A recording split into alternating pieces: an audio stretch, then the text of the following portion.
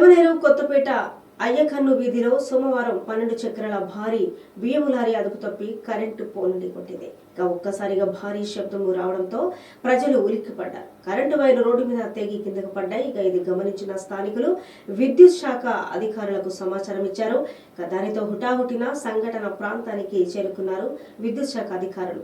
విద్యుత్ సరఫరా నిలిపివేసి జరిగిన సంఘటనపై అధికారులకు సమాచారం అందించారు.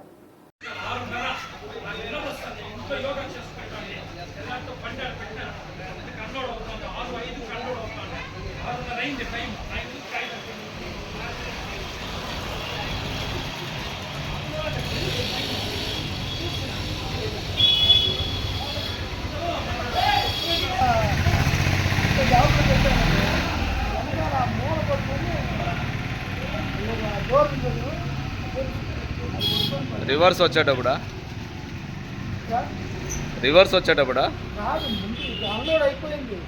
ముందుకు వెళ్ళిపోతున్నా, బండి బయటకు పోయేటప్పుడు తగిలిందా? అన్లోడ్ అయ్యి బయటకు తీస్తున్నా అండి.